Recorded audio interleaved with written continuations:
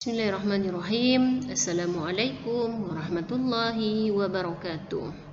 Sebelum kita mulai majelis pagi kita hari ini, kita murajaah atau menambah hafalan kita pada surah Al-Lail, yang mana kemarin sudah selesai surah Ad-Duha. Hari ini kita lanjut ke surah Al-Lail ayat 1 dan 2. Saya akan mentalakikannya. Nanti anak-anak mengulang sebanyak 5 kali ya. Bismillahirrahmanirrahim.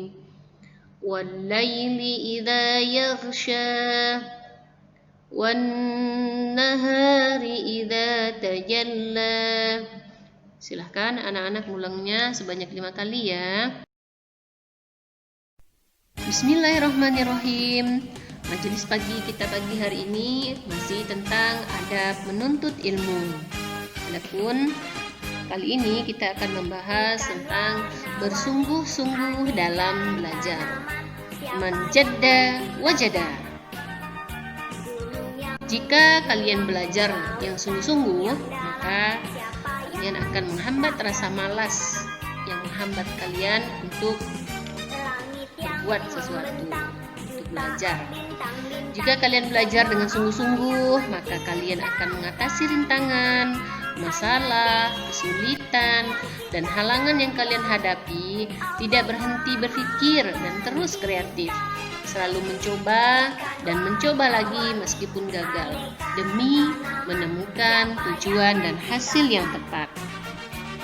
Jika kita belajar yang sungguh-sungguh, maka kita akan melengkapi apa yang menjadi kekurangan dan kesulitan yang menjadi tujuan.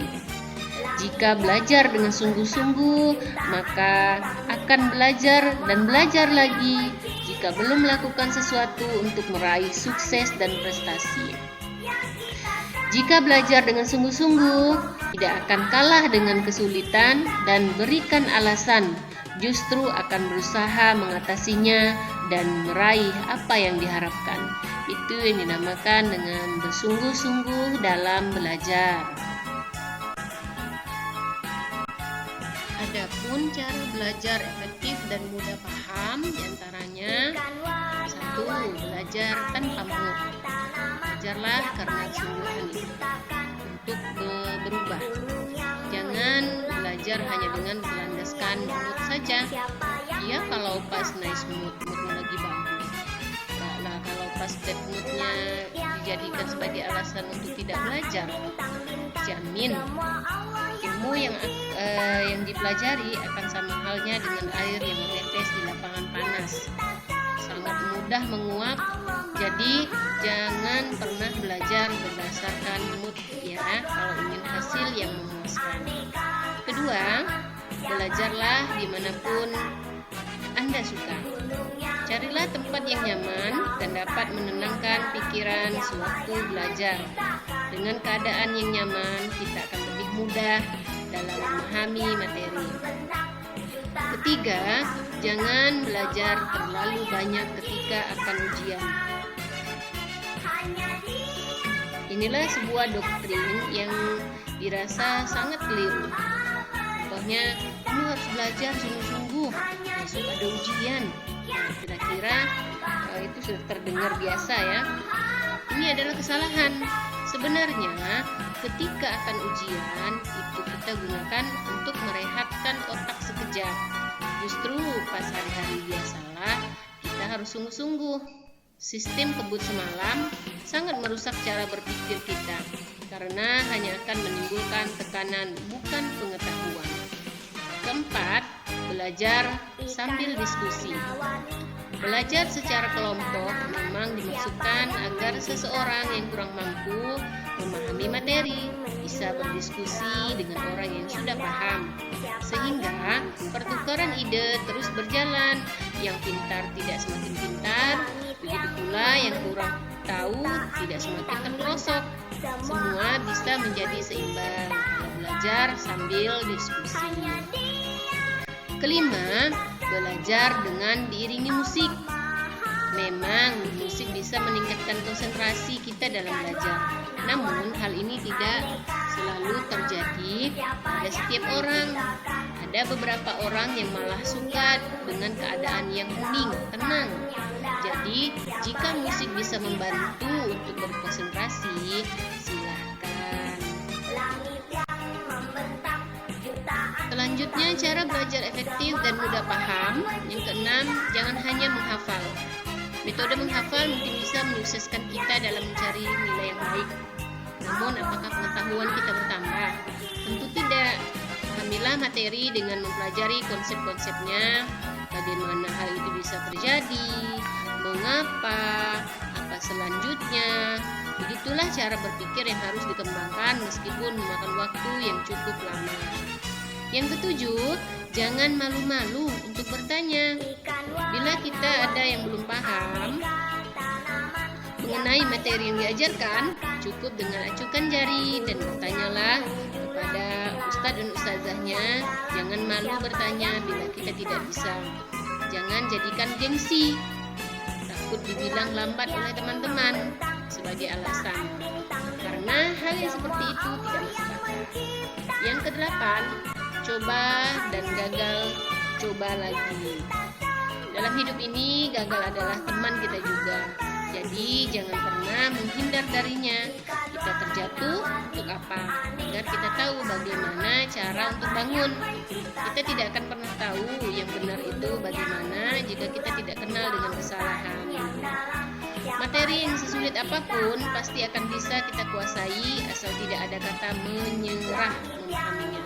Coba terus, gagal sudah bisa, coba lagi. Yang kesembilan, cintailah mata pelajaran yang Anda suka.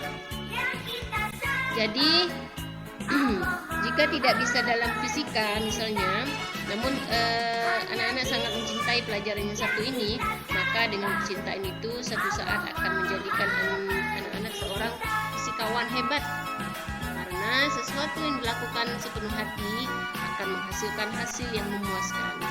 Sekarang tidak bisa, namun karena kecintaan tersebut anak-anak mempelajarinya setiap waktu. Tunggulah hingga mimpi indah tiba. 10. Ingatlah tujuan utama kita ke sekolah. Tujuan utama kita ke sekolah atau belajar ialah untuk mencari ilmu pengetahuan, bukan hanya menerima. Cara untuk memperoleh nilai yang baik itu atau hanya itu saja. Nilai tidak akan bisa mencerminkan kualitas seseorang. Lihatlah kenyataannya. Tidak masalah kita ada di peringkat berapapun, yang terpenting ialah belajar, bukan untuk mencapai kesuksesan, tetapi untuk membesarkan jiwa. Ini merupakan cara belajar paling efektif yang terus digunakan. Jadi itu cara belajar efektif dan mudah dipahami. Jadi proses belajar bukan hanya dilakukan di waktu masa kecil, namun proses pembelajaran selalu dapat kita lakukan kapan saja, bahkan sekalipun belajar dari seorang anak kecil. Belajar tidak mengenal waktu, siapa saja dapat belajar dengan keinginan dan kemauan sendiri. Belajar di zaman yang penuh dengan tuntutan keilmuan ini, belajar semakin mudah namun terkendala pembiayaan. Belajar memang terkadang membosankan dan membuat jenuh, tapi itulah kenyataannya. Belajar memerlukan pengorbanan biaya, waktu, kesungguhan, dan perhatian hati yang tinggi akan ilmu yang ingin digapai, dan juga adanya guru yang selalu membimbing. Menjadda wajada, barang siapa yang bersungguh-sungguh maka dapat hadiah. Barang siapa belum merasakan pahitnya belajar, walaupun itu sebentar, ia akan merasakan hinanya kebodohan sepanjang hidupnya. Imam Syafi'i. Terima kasih telah menyaksikan videonya, semoga bermanfaat, dan jangan lupa like, subscribe, dan komennya ya. Kita akhiri dengan hamdalah. Alhamdulillahirrabbilalamin. Assalamualaikum warahmatullahi wabarakatuh.